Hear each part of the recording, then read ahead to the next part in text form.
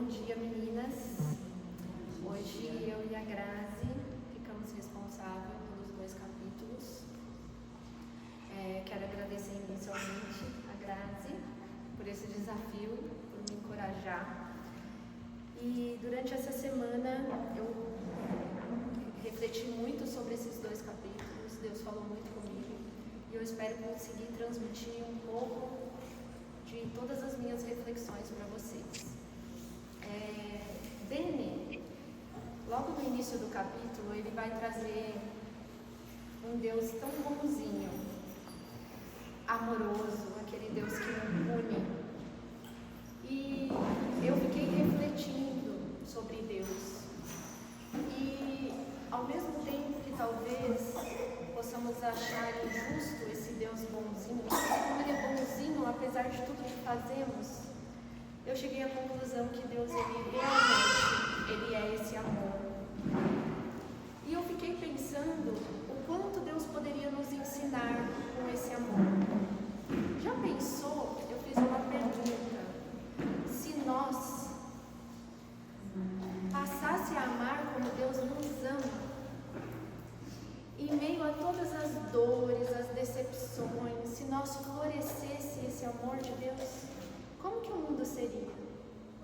E eu fiquei me perguntando isso nesta semana. E é por isso que o amor de Deus, ele não traz condições.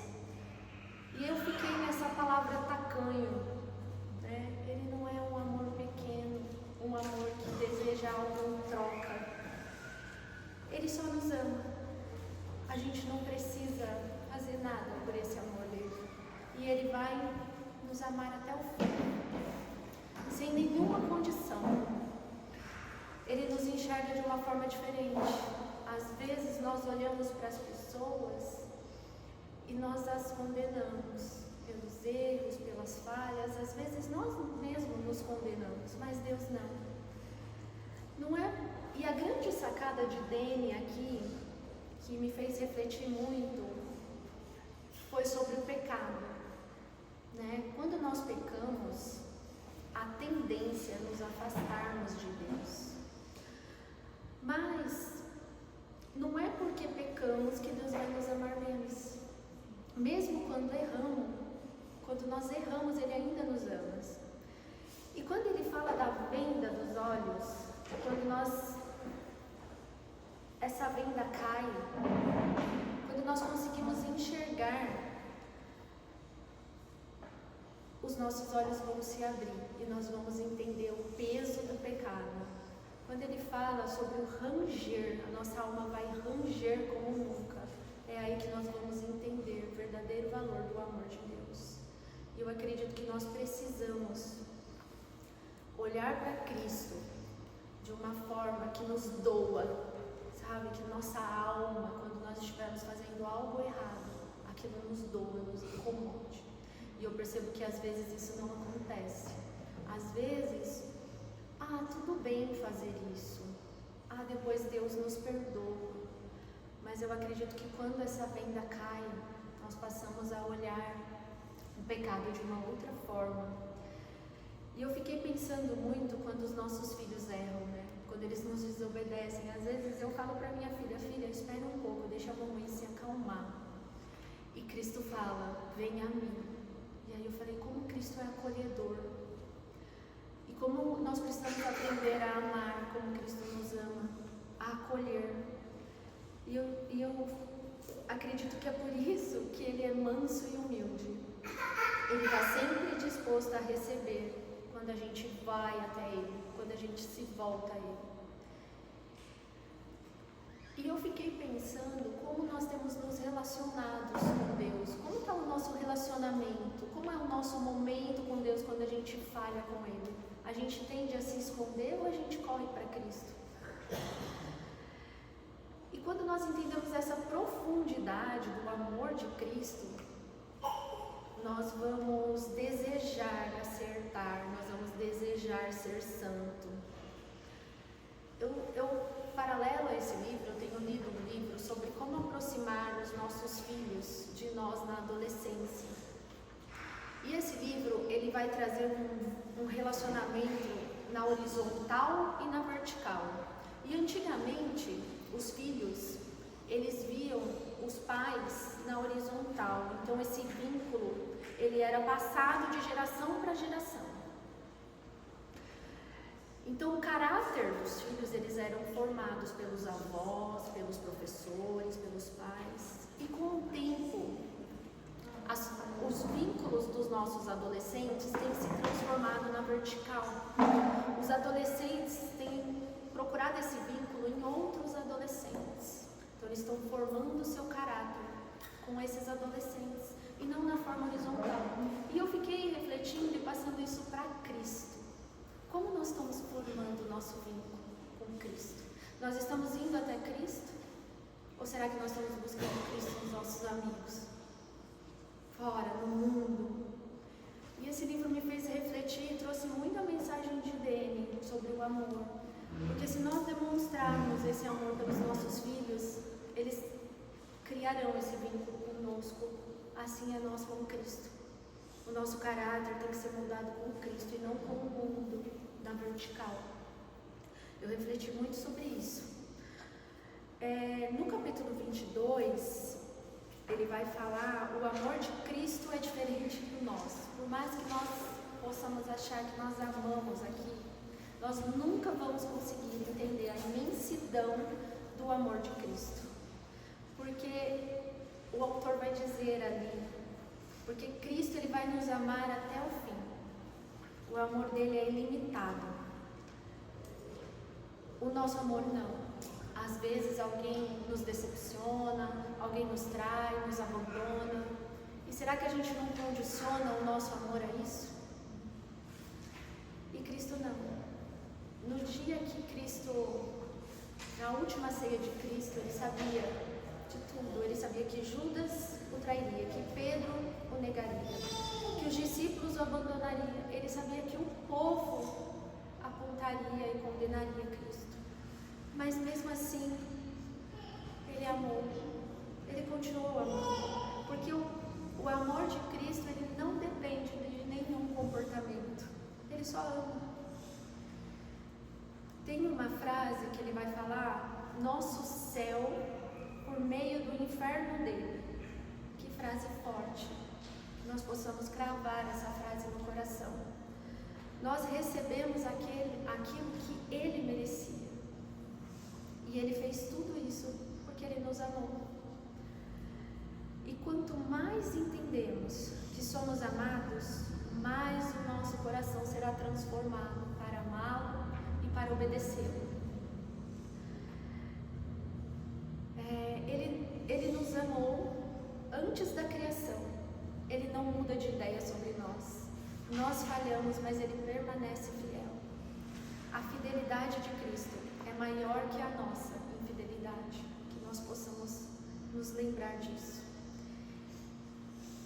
E eu escrevi, meninas, 2 frases que eu vou ler para vocês, que durante a semana Deus tocou em meu coração. E eu vou encerrar. Para entender o coração de Cristo, precisamos nos desvincular desse mundo. Enquanto o nosso coração estiver voltado para as coisas desse mundo, não seremos capazes de entender o quanto Deus é manso e humilde.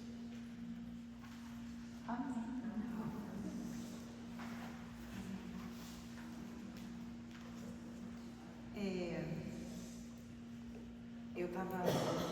O mais importante, eu acho que a gente está chegando na rota, no finalzinho do livro, falta mais só o epílogo, e um capítulo e o epílogo, né? E esses últimos versículos, como a gente falou semana passada, eles vêm reiterando aquela, né, pensando na forma hebraica de repetição para a gente decorar e nunca mais esquecer. Mas aqui do 22, 2 coisas me chamaram muita atenção, porque ele vai basear tudo em João inteiro, na verdade, mas principalmente em João 13:1, quando ele vai falar antes da festa da Páscoa, quer dizer, a gente está falando ali, perto da crucificação de Jesus, né? Sabendo Jesus que havia chegado a sua hora de passar deste mundo para o Pai, e tendo amado os seus que estavam no mundo, amou-os até o fim. E aí, essa palavra até o fim, eu não sei falar grego ainda não, eis telos, né? Ai telos. Até o fim, a gente pode pegar 3 significados do até o fim. O primeiro porque no grego, ou no hebraico mesmo, no aramaico, as palavras têm um significado que às vezes é um livro, cada palavra significa um livro, né? E ela é muito importante porque vai falar sobre o ministério de Jesus de uma maneira muito enfática, né? Então, o primeiro até o fim, que pode significar essa expressão, até o fim da sua vida terrena, quer dizer, da vida de Jesus ali, até o momento que ele morre na cruz. Esse até o fim, até seu último suspiro, até, né, a Fabi falou, não diminuiu com a traição de Judas, não diminuiu com a negação de Pedro e nem com o abandono dos outros discípulos. Mas até o fim, até ele morrer e dar o último suspiro. O segundo até o fim, ele espreme ainda mais a palavra que vai dizer assim, até o máximo. E o máximo de Jesus é completamente, é totalmente, é muito grande. É uma grandeza que a gente não tem capacidade cognitiva, nossa mente não consegue ir até lá, né? Que não é só até o término da vida dele ou até o término da nossa, mas é em plenitude, é totalmente. E o terceiro, até o fim, é para mim o mais lindo, até cumprir o propósito da redenção. É até que a gente esteja vivendo eternamente com Ele, reinando sobre a terra. E é até o fim, mas é até um fim que é eterno, então não tem fim. Né? Então, até o fim de Jesus é uma coisa que a gente não está preparado para captar a dimensão. E aí, quando em João 19:30, quando Jesus, antes de dar o último suspiro, ele fala, né? Tetelestai, está consumado. É isso que ele quer dizer, é eternamente. Então, esse amor, esse tipo de amor sacrificial, né? Constante, perfeito, até o máximo grau, é uma coisa perseverante demais, que a gente não tem capacidade. Mesmo a gente amando os bichinhos, né? A gente amando nossos filhos, assim, até o último, amando família, pai e mãe, amando amigos, a gente não tem noção do que é esse amor. A gente conhece uma sombra, né? Como diz Renato Russo, a gente vê em partes, no mesmo dia a gente vai conhecer face a face. É uma coisa interna, porque que nem a Fabi falou, a gente ama até ser traído, a gente ama até a gente achar os defeitos, até a gente não dar conta, a gente ama até alguém rejeitar. Jesus não, ele vai além. Ele ama apesar da rejeição, até o fim. E nessa dimensão até o fim que a gente falou aqui, né? Com toda essa profundidade. Pensando em Jesus como o último Adão, como João vai dizer, né? O último Adão, o pecado entrou no mundo através de um Adão e o pecado perde a sua força, né? O pecado que leva à morte perde a sua força com Jesus morrendo na cruz. E Isaías 53, falando do servo sofredor, né? Ele vai falar um pouco dessa profundidade no seguinte, na coisa assim, a alma de Jesus foi esmagada na cruz por causa da maldade de todos nós. Eu não sei se vocês tiveram a oportunidade de assistir a Paixão de Cristo. Eu me lembro até hoje da primeira vez que impactou demais a minha vida, no sentido de que eu chorava, eu ficava absurdada, porque o filme ele descreve, apesar de ser ficção, ele tenta descrever de uma maneira bem intensa o sofrimento de Jesus na cruz. E a gente fica compadecida por causa do sofrimento físico dele, né? Porque a gente está vendo ali aquilo e a gente se revolta e a gente sente dor por ele. Mas aí o Dane vai trazer que a gente fica horrorizado com o sofrimento físico. Só que a morte, a tortura física não é nem assim uma fração daquilo que Jesus viveu na alma naquele momento na cruz.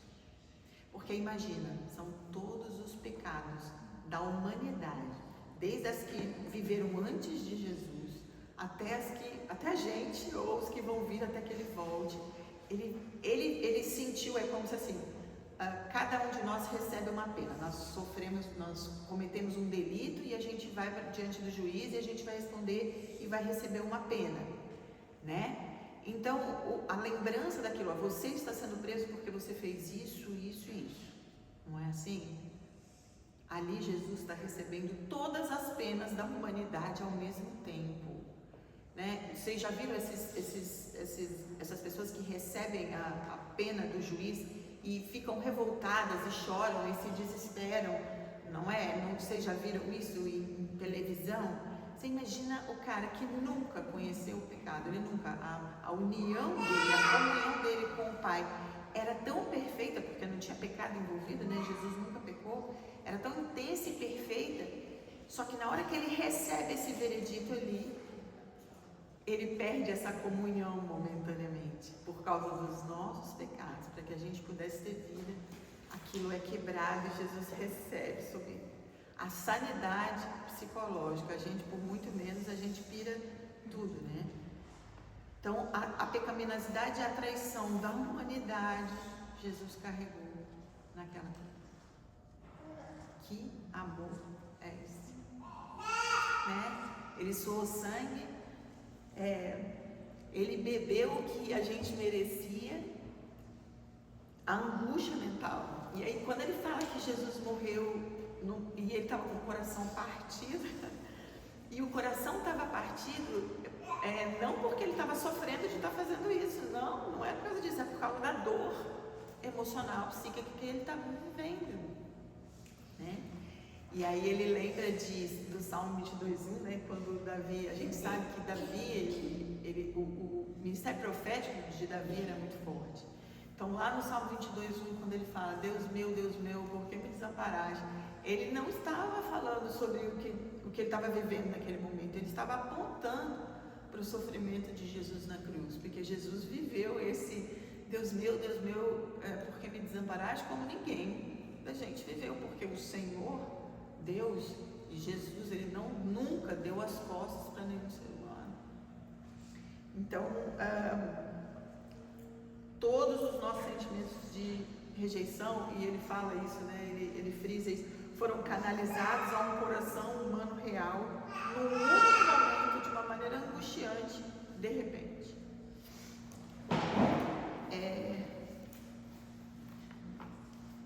Só o fato dele, naquele momento, romper, né? Perder a comunhão com o Pai, já era morrer. Mas ele morreu. E aí o Dane Orton vai dizer que o grande amor do coração do universo se partiu, a luz do mundo se apagou. E a gente vai ler Mateus 27:45, Marcos 15:33 e Lucas 23:44. Da hora sexta à hora nona, houve trevas sobre a face da terra. A luz se apagou durante 3 horas, né? O Senhor não permitiu que fosse mais, porque se ele não tivesse um plano redentivo, se ele não tivesse um plano eterno, essa luz apagada duraria para sempre. A gente morreria desse jeito. Como a Fabi falou, a gente ganhou o céu por meio do inferno de Jesus, né?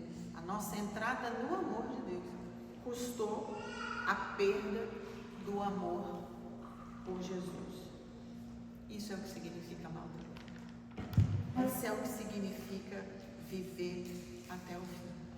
A gente só não pode, nós estamos chegando no final do livro, é um livro, o Manso e Humilde é um livro que vem lembrar a gente muito da necessidade de conhecer Deus e Jesus como eles realmente são, como eles se descrevem nas Escrituras. Porque se a gente não entende, a gente não conhece quem eles são, a gente falou semana passada, a vontade, toda a nossa mente governada pelo pecado é para nos afastarmos dessa realidade, né? Então a gente precisa entender que Jesus é esse tipo de amor, mas ele amou os filhos de Deus, ele amou os discípulos de Cristo. Vai chegar um momento em que, para aqueles que não são dele, o Jesus, o juiz terrível e temível, também vai se manifestar, né? E um dia ele vai se revelar no céu. Mas para os seus, o amor é até o fim. E ele resume, né, no final, que que são duas coisas, em resumo em duas coisas. O que isso reflete na nossa vida hoje? O que a gente pode carregar daqui, esse amor intenso e isso tudo hoje? Duas coisas. A gente vai aquietar o nosso coração, sabendo que Ele é Deus, porque o nosso futuro está seguro, né? Se a gente é dele, o céu, o alívio está chegando. Talvez não nessa era, não tem problema, mas vai existir uma eternidade de céu e alívio para a gente, né? De modo algum Ele vai nos lançar fora. E em segundo, Ele nos amará até o fim. E esse fim significa eternamente. O nosso presente está garantido, porque a gente crê no coração dele, não é? Até o fim das nossas vidas, até o fim dos nossos pecados, das nossas tentações, dos nossos medos, da nossa feiura. Ele vai amar a gente até o fim. Amém? Então a gente vai encerrar a transição agora e a gente vai para a mesa conversar mais um bocadinho.